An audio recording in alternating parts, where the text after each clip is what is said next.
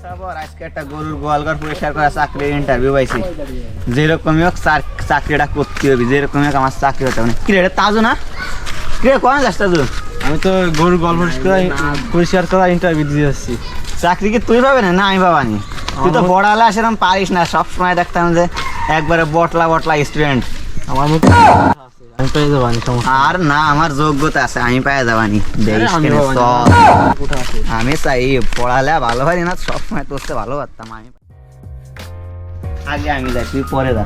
আরে আগে আমি যাই। না আমি যাই। আরে যাই আমি আগে, তুই থাক থাক, আমি যাই। আচ্ছা যা তুই। স্যার আসবো?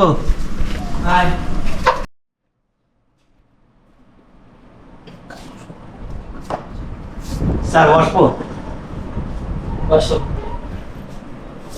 তাই আমি তো চাকরির ইন্টারভিউ দিতে আসলাম। কাগজপত্র আনছো? আনছি এদের। খুলে দাও। এই যে স্যার। এই সব তো তেমন লাগে না, তুমি মিষ্টি খাওয়ার জন্য গেছো আনছো? মিষ্টি খাওয়ার জন্য মানে স্যার আমি তো চাকরি ইন্টারভিউ দিতে এসে আমি তো কিছু আইনি। মালপাতি গেছো আনোনি? না স্যার। কোথা আছে কোনো? না, আমার তো কোঠা নাই। তো মানে আমি, আমার যোগ্যতা আছে, আমি এইসব কাজ অনেক ভালো পারি, আমি তার জন্য ইন্টারভিউটা দিতে আসলাম স্যার। যাও, তোমার ইন্টারভিউ শেষ। স্যার বললেন কিন্তু। আচ্ছা দাও। যা তাজু, আমার হয়ে গেছে। আমি মনে হয় চাকরি পাই যাবানি রে তাজু, কাজ যেরকম কইছে। আসো, বসো এখানে বসো। কাগজপত্র আনছো? জি। দাও। তা তোমার তো রেজাল্ট ভালো না, তুমি তো ভালো স্টুডেন্ট না।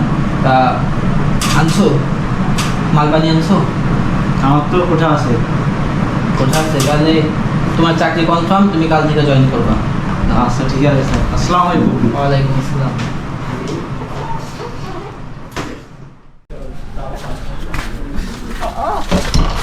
কিরে কি অবস্থা? আমার তো চাকরি হয়ে গেছে। কি তোর চাকরি হয়ে গেছে?